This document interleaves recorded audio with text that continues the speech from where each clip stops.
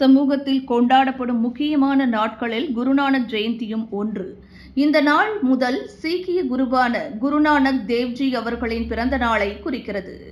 குருநானக்கை பின்பற்றும் லட்சக்கணக்கானோர் இந்த நாளை வெகு விமரிசையாக கொண்டாடுவார்கள். குருத்வாரா சென்று வழிபாடு செய்வார்கள் என்றும் இது குருநானக் பிரகாஷ் உற்சவமாகவும் கொண்டாடப்படுகிறது. இந்த வருடம் குருநானக் அவர்களின் 555வது பிறந்த நாள் ஆகும். எனவே மேலும் சிறப்பம்சமாக குருநானக் ஜெயந்தி நவம்பர் 15ஆம் தேதி கார்த்திகை பூர்ணிமா அன்று அமைந்துள்ளது என கூறுகிறார் பிரபல சப்பாத்தி வியாபாரி திருமதி டல்ஜித் கௌர் தேஸ்ராஜ்.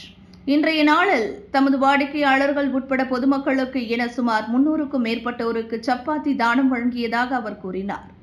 இங்கு சிரம்பானில் புசாட் கமர்ஷியல் பிளாசம் ஹைட்ஸ் என்னும் இடத்தில் சீன உணவகம் ஒன்றில் சப்பாத்தி விற்பனையை சொந்த தொழிலாக செய்து வரும் அவர் வருடந்தோறும் குருநானக் ஜெயந்தியில் இந்த சப்பாத்தியை தானம் சேவையை பொதுமக்களுக்காக மேற்கொண்டு வருவதாக அவர் குறிப்பிட்டார். இவ்வட்டாரத்தில் மிகவும் பிரசித்தி பெற்ற சப்பாத்தி விற்பனையாளர் இவர் என்பது குறிப்பிடத்தக்கது. மிகவும் சிறப்பான முறையில் பல்வேறு ஐட்டங்களுடன் சப்பாத்தியை தயாரித்து விற்பனை செய்து வரும் இவரின் இந்த சப்பாத்தியை ருசி பார்க்க வாடிக்கையாளர்கள் தினமும் திரண்டு வருகின்றனர். இவர்களோடு நீங்களும் சப்பாத்தியை ருசி பார்க்க மறந்துவிடாதீர் என அழைக்கிறார் டல்ஜித் கௌர். वाहिगुरू जी का खालसा वाहिगुरू जी की फतेह। मेरे ਵੱਲੋਂ गुरु नानक देव जी के जन्म दिहाड़े ਦੀਆਂ ਸਾਰਿਆਂ ਨੂੰ ਲੱਖ ਲੱਖ ਵਧਾਈ ਹੋਵੇ। देश प्रदेश ਰਹਿੰਦੀਆਂ ਸਾਰੀਆਂ ਸੰਗਤਾਂ ਨੂੰ ਲੱਖ ਲੱਖ ਵਧਾਈ ਹੋਵੇ।